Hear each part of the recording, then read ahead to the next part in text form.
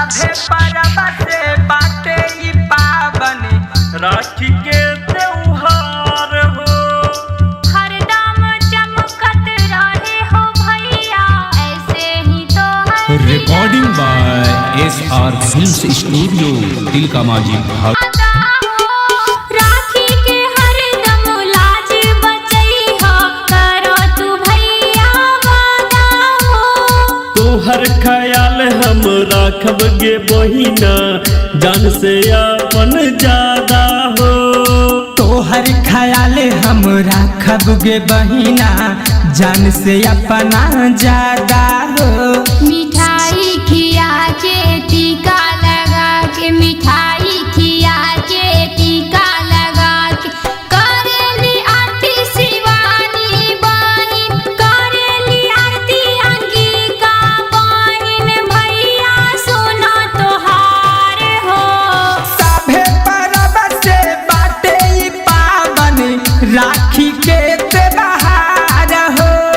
सब परब से पावन गे बहिना राखी के त्योहार।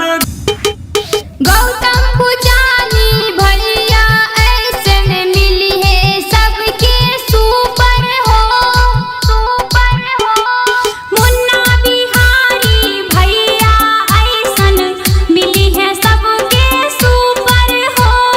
धन दौलत सब कुछ लुटा देव बहिनी तोहरा ऊपर हो।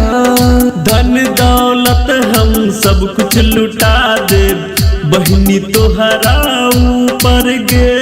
करिहा ना दूरी चाहे होके मजबूरी करिहा ना दूरी चाहे होके मजबूरी सब रिश्ता से बढ़ के बाटे भाई बहिन के प्यार हो।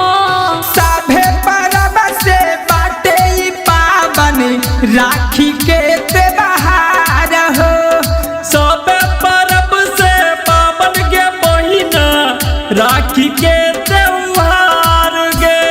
साभे परब से बाटे ई पावन राखी के त्योहार हो। सब परब से पावन गे बहिना राखी के